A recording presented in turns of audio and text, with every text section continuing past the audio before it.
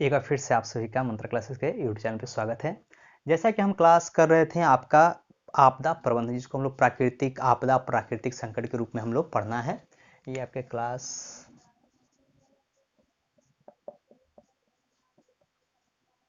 तो हम लोग इंट्रोडक्शन पढ़ चुके थे, इसके बारे में हम लेक्चर भी दिए थे, कुछ आपको बताए भी थे। तो अगला जो आपका टॉपिक है, मतलब उसका जो हम लोग को आगे में इसके डिटेल बारे में पढ़ना है, उसके बारे में शुरू करते हैं। तो सबसे पहले हम बात कर चुके थे कि आपदा क्या है। कहते हैं कि आपदा वह सभी घटनाएं जो क्या होती है, आकस्मिक होती है। क्या है आपदा? वो सभी घटनाएं जो आकस्मिक होती है, मतलब जो अचानक से होती है और वो क्या करती है, आपको जान माल के नुकसान पहुंचाती है। वैसी घटना क्या कहलाती है? आपदा कहलाती है। आपदा का मतलब है कि आप सोचते भी नहीं होता और अचानक से कोई घटना होती है ऐसी, जिसके कारण आपका क्या होता है, नुकसान हो जाए, तो वो क्या कहलाता है? आपदा कहलाता है। तो आपदा का डिफिनीशन में क्या लिखे हैं? कहते हैं जब बड़े स्तर पर, कहता है जब बड़े स्तर पर जान माल, क्या है, जान माल, क्या है, जान माल का नुकसान अचानक हुई घटना से होती है, तो उसे क्या कहते हैं? आपदा कहते हैं। उसके जाते हैं आपदा। आपदा मुख्य रूप से दो प्रकार के आपदा के क्या हैं, दो रूप है। पहला एक है प्राकृतिक आपदा और दूसरा है मानवकृत आपदा या मानव निर्मित आपदा भी कहते हैं। प्राकृतिक आपदा कहता है कि वे सभी घटनाएं जिसमें क्या है, प्रकृति के द्वारा किया गया, मतलब नुकसान हो। क्या है कि आपदा का मतलब नुकसान के सेंस है। क्या है? नुकसान होगा ही होगा, मतलब ऐसी घटना जिसमें आपको नुकसान हो, तभी वह क्या कहलाती है? आपदा कहलाती है। तो आपदा जो प्राकृतिक आपदा है, तो उस आपदा को कहते हैं जो कि जिसमें क्या है कि मानव का कोई भी उसमें नहीं होता है, मतलब उसमें उसका मानव के द्वारा नहीं, बल्कि क्या है, प्रकृति के द्वारा किया जाता है, जिसमें लगता है कि मानव के द्वारा वो संभव ही नहीं है उस घटना को कर पाना। जैसे बाढ़। क्या है कि बाढ़ प्रकृति के द्वारा आता है कि आदमी में इतना शक्ति नहीं है कि नदी के पानी को इतना ज्यादा कर दे कि गांव गांव में फैला दे। कहता है प्राकृतिक आपदा। प्राकृतिक आपदा में बाढ़ है, सूखा है, भूकंप है, सुनामी है, भूस्खलन है, हिमस्खलन है, आपको जंगल में आग लगना है, कुछ बातें नहीं, जंगल में आग लगना है, यह सभी क्या है कि आपको प्राकृतिक आपदा के रूप में आता है। जैसे ओलावृष्टि हो गया, क्या हो गया, ओलावृष्टि भी क्या आता है कि आपको प्राकृतिक आपदा में ही आता है।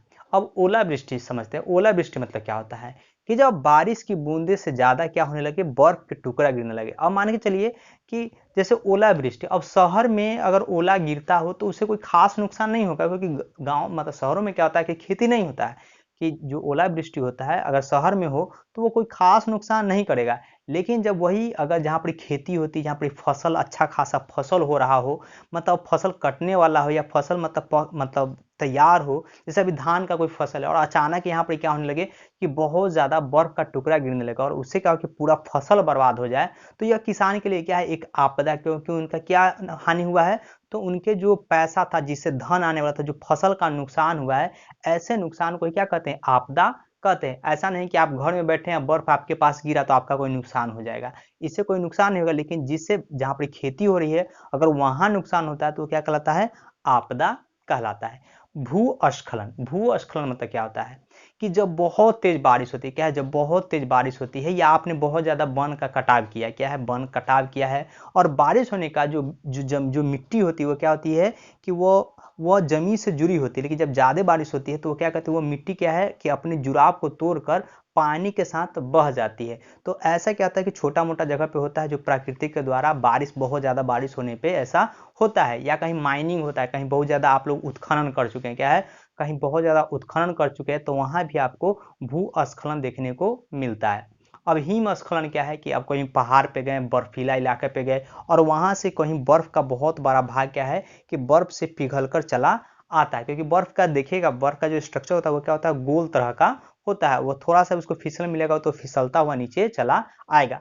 अभी आप देखे होंगे पेपर में, 2 दिन का पेपर जस्ट पहले देखे होंगे, तो हिमाचल प्रदेश में क्या हुआ था, तो हिमस्खलन की संभावना, वहां हिमस्खलन हुआ था, या हिमस्खलन कर सकते हैं, या भूमि, मतलब वहां पे पहाड़ जो था वो पूरा घसक के क्या गया था, नीचे आ गया था, उसका मलबा नीचे आ गया था, जिसमें 78 लाख का सेव क्या था, उस मलबे के नीचे दब गया था। तो 78 लाख बहुत बड़ी रकम होती है।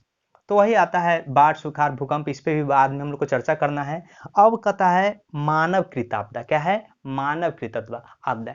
कि मानव भाई, अब सोचिएगा कि मानव कौन सा आपदा कर देता है, तो मानव क्या है कि आज का समय देखा जाए तो प्राकृतिक से ज्यादा क्या है, मानवीय आपदा बहुत ज्यादा जिम्मेदार हो गई है। आप पढ़े होंगे भोपाल गैस त्रैजेडी जिसमें हजारों लोग मरे थे, तो वो क्या था कि मानवीय भूल के कारण क्या हुआ था, वो आपदा हुआ था कि पूरे भारत में मतलब इस घटना को अभी तक उसका इंसाफ नहीं मिल पाया है। इतना गैस रिसव हो गया था कि बहुत से लोग मर गए थे।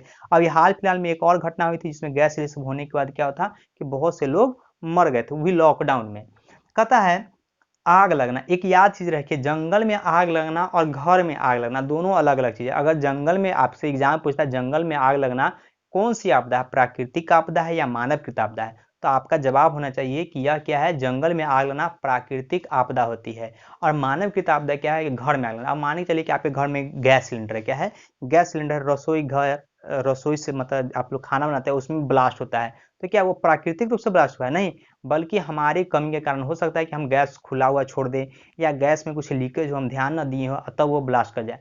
चाहे कोई एरोप्लेन को दुर्घटनाग्रस्त हो जाता है, तो आप खासकर देखेंगे कि एरोप्लेन प्राकृतिक से कम बहुत ज़्यादा मानवीय भूल के कारण क्या होता है कि उसमें मतलब दुर्घटना होता है, या ट्रेन दुर्घटना हो गया या गाड़ी में दुर्घटना हो गया, तो ये सब क्या है, मानवकृत आपदा होती है।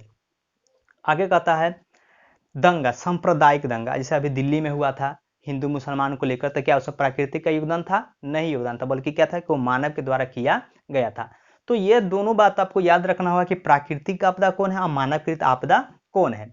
आतंकवादी घटनाएं क्या है, आतंकवादी घटनाएं भी क्या आती है, तो यह मानवकृत आपदा है। महामारी जैसे अभी कोरोना है, चाहे देखिएगा दुनिया का जितने भी बड़ा से बड़ा बीमारी है वह क्या है कि मानव खुद ने ही उसमें विकसित किया है, चाहे वो एड्स हो कि क्या है, एड्स होने का यह मानव जनित मानव बीमारी है, चाहे कैंसर हो, या हम लोग भी खूब सिगरेट उगरेट पीते रहते हैं, चाहे कोई भी आदमी पीते रहते हैं, दारू पीते हैं, तब उनको क्या होता है, वो बीमारी होता है।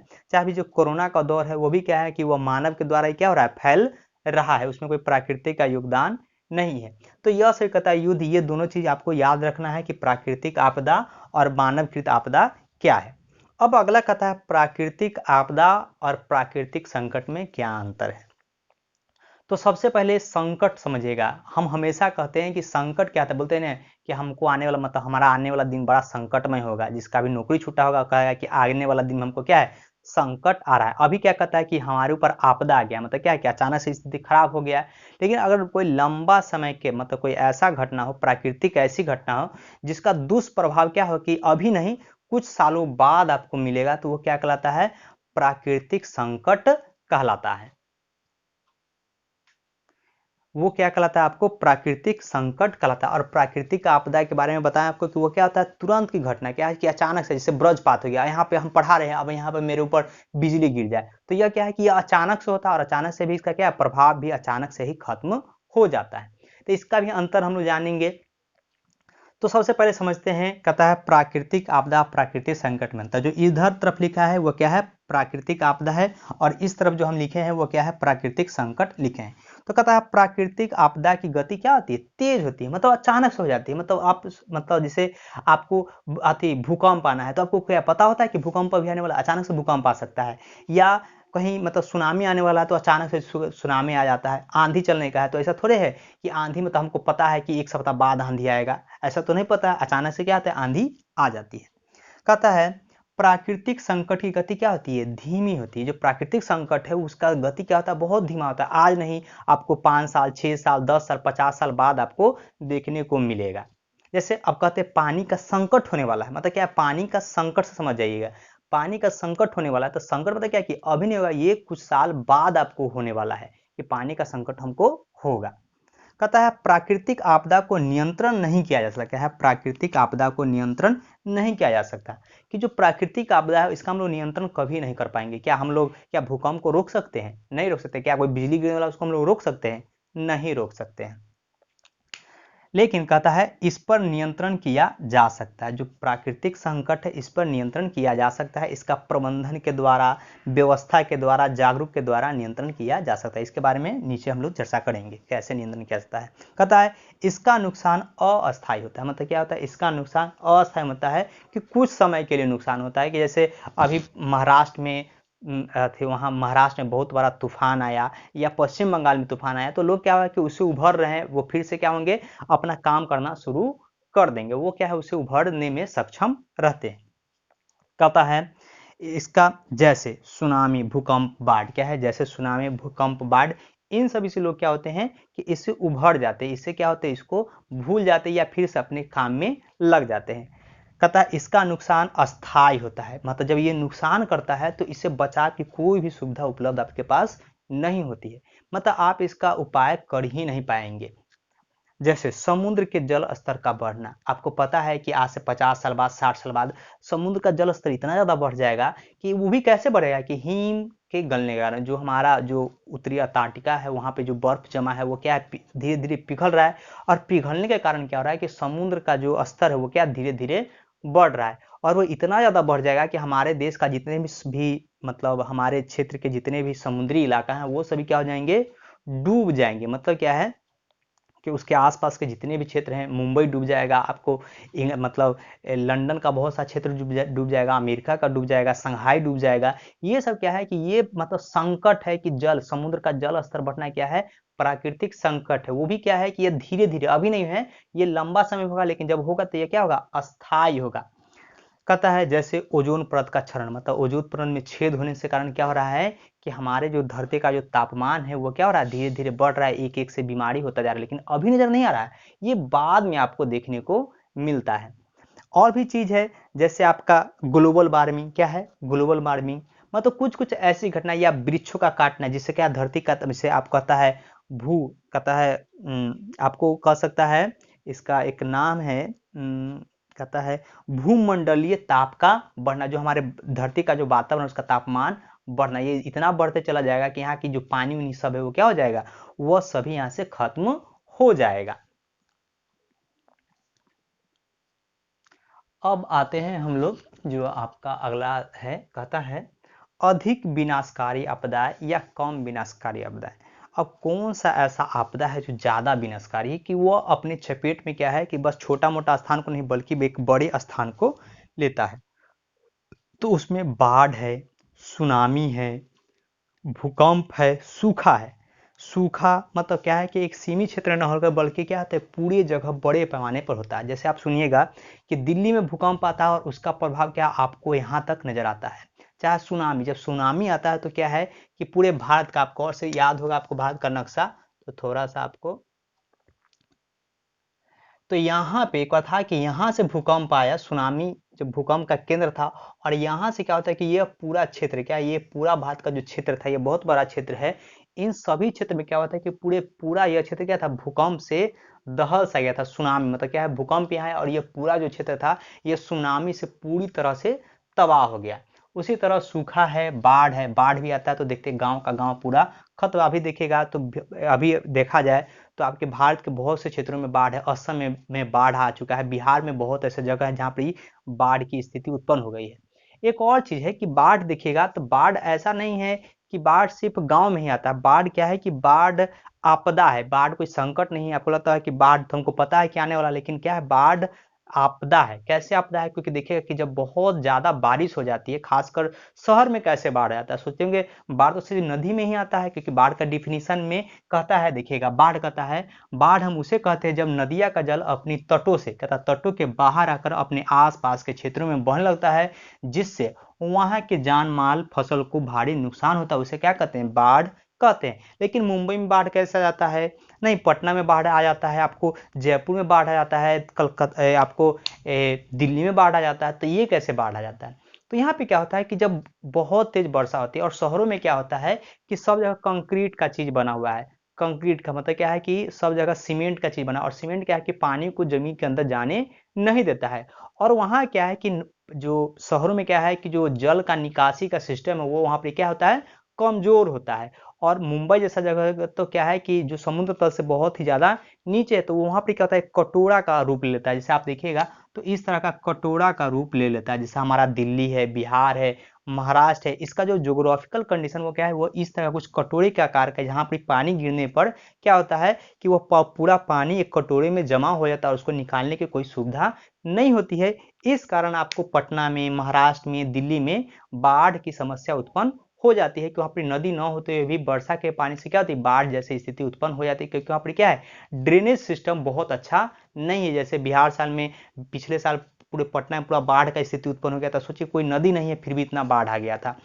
तो ये समस्या बाढ़ का है। तो इसको क्या करिएगा, इसको देख लीजिएगा। कहता है बाढ़ हम उसे कहते हैं जब नदियों का जल अपनी तटों से बाहर आकर आसपास के क्षेत्रों में बहने लगता है, उसे क्या कहते हैं, जिससे वहां के जान माल फसल को भारी नुकसान होता है, उसे क्या कहते हैं, बाढ़ कहते हैं। अब सूखा कहता है, क्या है, सूखा कहता है जिस स्थान पे, कहता है अगर जहां पर 50 सेंटीमीटर वर्षा होती है, अब राजस्थान ऐसे ही सूखाग्रस्त क्षेत्र है नहीं, तो हम कहते हैं औसतन मानते हैं कि जिस स्थान पर 100 सेंटीमीटर से अधिक वर्षा होती है, मतलब जैसे बिहार में, पश्चिम बंगाल में, उड़ीसा में, इन सभी स्थानों पे जहाँ पे 100, हरियाणा में 100 सेंटीमीटर से ज्यादा वर्षा होती है, वैसे स्थानों पर औसत वर्षा से, क्या है, औसत वर्षा से 75% कम, यानी क्या है, 75% कम, यानी 25 से 30% वर्षा हो, क्या मात्र 25 से 30% जहां वर्षा होगा वैसा स्थान क्या होता है, सूखा माना जाता है, या उसको सूखाग्रस्त क्षेत्र हम लोग मानते हैं। या पूरे फसल का, अगर पूरा फसल लगाया गया है और 30% भाग का जो फसल है, मतलब क्या है कि आपका ये जो फसल लगाए हैं आप लोग, क्या ये फसल लगाए हैं और आपका इतना फसल, क्या इतना फसल अगर आपका, मतलब इसे 30% तो ज्यादा ही होगा, इतना प्रतिशत फसल को आप पानी से सींच नहीं पाते हैं, क्या है, क्योंकि आप भारत में देखिएगा तो हमारा जो कृषि व्यवस्था है वो क्या है, मानसून पर निर्भर है, वर्षा पर मुख्य रूप से निर्भर होता है, क्योंकि वर्षा जब अच्छी होती है तो हमारे देश का फसल भी क्या होता है, बहुत अच्छा होता है। अगर वर्षा नहीं होता है तो फसल भी क्या होता है, उतना अच्छा नहीं होता है। तो कहता है अगर 30% भाग जल के अभाव में सूख जाए, क्या है, सूख जाए, तो उसे क्या कहता है, सूखा कहा जाता है। इसको नोट कर लेंगे। लास्ट टॉपिक हम लोग पढ़ेंगे भूकंप। अगला है भूकंप। ये भी आपसे पूछता है कि भूकंप के बारे में व्याख्या करने के लिए। तो देखते हैं भूकंप क्या है। तो देखिए कहता है भूकंप तब आता है, भूकंप तब आता है जब पृथ्वी के भीतर या आंतरिक हलचल के कारण, क्या है, आंतरिक हलचल के कारण भू सतह पर ऊर्जा तरंग से, क्या है, भू सतह पर ऊर्जा तरंग से अचानक उत्पन्न हुई कंपन को, अचानक उत्पन्न हुई कंपन को क्या कहते हैं, भूकंप कहा जाता है। इसका मापन रिएक्टर स्केल पे होता है। इसको समझने के लिए हम छोटा सा एक चीज देखते हैं। जैसे देखिएगा, ये किताब है, ये किताब के नीचे कुछ लिक्विड है और यहाँ पे क्या हो रहा है, थोड़ा सा ऐसे हम मार रहे हैं, तो थोड़ा सा देखिएगा ऊपर में क्या हो रहा है कि थोड़ा बहुत इसके ऊपर हिल डुल रहा है। जैसे अगर हम देखा जाए, जैसे कहता है कि भूकंप तब आता है जब पृथ्वी के भीतर या आंतरिक हलचल के कारण, क्या है, आंतरिक हलचल के कारण, आंतरिक हलचल के कारण क्या है, तरंग उत्पन्न हुए कंपन को क्या कहते हैं, भूकंप कहते हैं। जैसे देखिएगा ये कुछ नीचे का चीज है, अगर हम ये अचानक से कुछ ऐसे करते हैं तो इसका जो स्पीड है, क्या है, इसका जो शक्ति है, क्या है, ऊपर में फील होता है, जिसके कारण ये क्या होता है, ये हिलता है। इसी को क्या कहते हैं, भूकंप कहते हैं। अगर आपको पता होगा कि जैसे हमारा जो धरती है वो क्या है, कुछ इस तरह से बटा हुआ है, क्या है, कुछ इस तरह से बटा हुआ है, जिसमें यहाँ पर क्या है कि मुख्य रूप से पूरा लावा है, क्या है कि अभी भी पता हुआ है कि आपके धरती के अंदर क्या है कि पूरा एक तरह से पूरा अंदर में क्या है कि लिक्विड बहता है, क्या है, लिक्विड बहता है। और इसके ऊपर क्या है कि एक प्लेट है, क्या है, एक प्लेट है, और इसके ऊपर हमारा क्या है, ये आपका मिट्टी का परत है, जिसके ऊपर हम लोग रहते हैं। अगर इसमें अगर कोई चीज हलचल होता है, क्या है, इसमें कुछ चीज अगर हलचल होता है तो इस हलचल के कारण क्या होता है कि ये जो जमीन है यह भी हिलता है, और हिलने से क्या होता है, थोड़ा सा इस तरह का आपको कंपन महसूस होता है, जिसपे क्या कहता है कि इस भूकंप को नापने के लिए क्या कहता है, रिएक्टर स्केल पे इसका मापन किया जाता है। भूकंप का हम छोटा सा आपको एक वीडियो सेंड कर देंगे, उसको देखने के बाद इसको आपको आसानी से समझ पाइएगा कि जैसे भूकंप के जो प्लेट होते हैं उनमें जब टकराव उत्पन्न होता है तो भी क्या होता है, भूकंप की संभावना बरकरार हो जाती है। जैसे अब सुनामी, अगला टॉपिक पढ़िएगा, सुनामी कैसे आता है। तो कहता है सुनामी भी कुछ इसी तरह से, या तो समुद्र में ज्वालामुखी विस्फोट हो जाए, या फिर क्या वहां पे अंदर में भूकंप की संभावना उत्पन्न हो जाए, क्योंकि धरती पर तो तरंग होता है तो धरती क्या ऐसे से हिलती है, वही समुद्र में अगर ऐसा होता है तो भी क्या होता है, समुद्र का पानी बहुत ऊंचा ऊंचा उठता है। तो आज के लिए इतना ही। आपको बताएं ये क्या है, धरती के अंदर क्या है, पूरा एक तरह का लिक्विड है, ये हमेशा क्या होता है, खौलता रहता है, और खोलने से कभी कभी क्या होता है कि जो धरती के जो प्लेट होते हैं वह उनमें क्या होता है, हलचल उत्पन्न होता है, जो क्या कहता है, ऊर्जा उत्पन्न होता है, और यही ऊर्जा क्या है कि जो ऊपरी प्लेट है उसमें क्या है, हलचल पैदा कर देती है, जिसके कारण क्या आता है, भूकंप आता है। तो आज का वीडियो इतना पे खत्म करते हैं, और कोई प्रॉब्लम होगा तो जरूर हमको कमेंट करेंगे। चलिए गुड बाय, फिर मिलते हैं।